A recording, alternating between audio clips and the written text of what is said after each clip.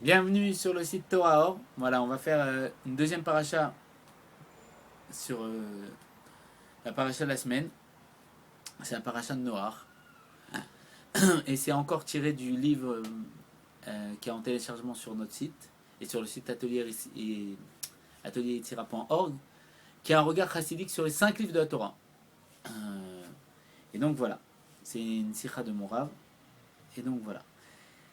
Noach est celui qui a apporté le repos au monde, le repos d'ici-bas et le repos d'en haut. Curieusement, c'est également celui qui a donné au monde les outils de travail qu'il ne possédait pas. Comment c'est possible? On nous dit c'est lui qui a apporté le repos, le fait qu'il a fait l'arche et qu'il y a eu le déluge. Après ça, on a pu se reposer de toutes ses fautes et prendre un nouveau départ. Mais c'est lui qui avait les outils de travail. Donc si tu me dis qu'il a donné le repos, alors pourquoi il a les outils de travail? C'est contradictoire. On peut dès lors comprendre que le repos et le travail ne sont pas des contraires acharnés. Mais bien que le véritable repos apporté au monde ne peut venir que par le fruit d'un travail constant. C'est qu'en vérité, ce n'est pas des choses antagonistes, le repos et le travail. En vérité, justement, il faut travailler pour obtenir, par un travail constant, le repos du monde. Il faut un effort de nous-mêmes. À ceci, le rabbi nous dit, ne cherche pas à te reposer au bout de chaque travail, travaille plutôt de manière opposée. C'est-à-dire quoi? Il y en a qui travaillent comme des fous, ils ne s'arrêtent pas, ils en peuvent plus, ils courent dans tous les côtés. Et après, ils se reposent. Il ne faut pas me déranger, là, je suis en train de me reposer. Ah oui, c'est pas ça. Dis travaille de façon opposée. C'est-à-dire quoi? Fais ce dont pourquoi tu es là. C'est-à-dire que si tu es un artiste, dévoile ton potentiel. Si tu es un peintre, dévoile ton potentiel pour Dieu à travers tes tableaux, à l'image de Mourad. Si tu es un artiste dans la chanson, dévoile ton potentiel pour Dieu à l'image d'Abraham Fried, qu'on salue. Si tu es un artiste dans la Torah, dévoile ton potentiel. Dévoile toute ton envie, tout ton plaisir à l'enseigner, à le donner, parce que quand on sait très bien que le sage, le maître, le rave, donne son roi, donc ses sentiments, ses émotions, et il donne une partie de son âme à ses élèves. Donne cette partie de ton âme à tes élèves.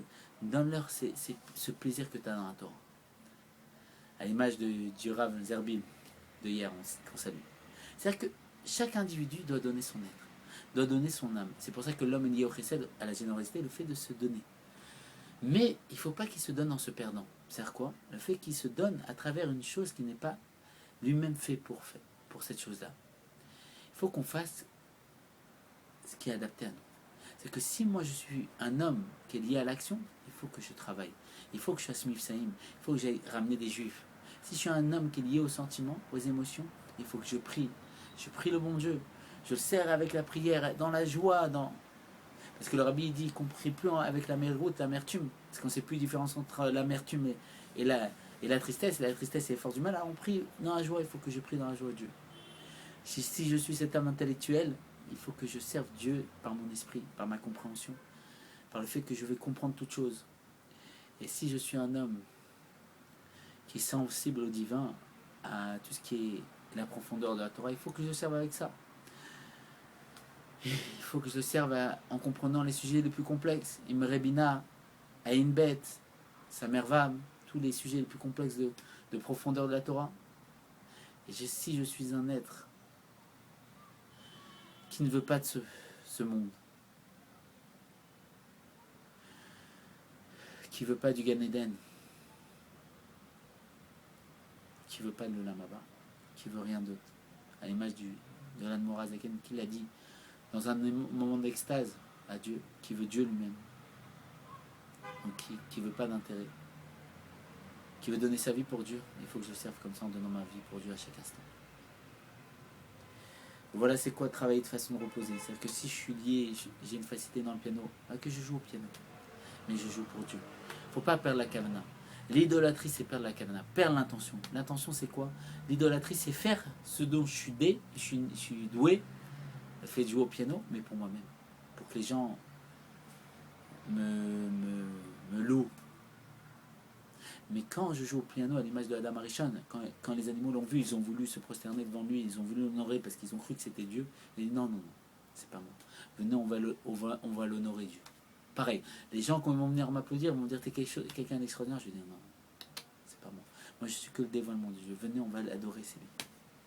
Tout lui revient et on lui doit tout. Il est extraordinaire. On peut pas qualifier, excepté les qualifications qu'il nous a lui donner qui sont déjà tellement une preuve de son humilité de pouvoir le qualifier de telle manière. Nos sages nous disent que l'âme qui s'avance sur le chemin recherche le repos à chaque tourment de la route qu'il emprunte et sur laquelle il peine.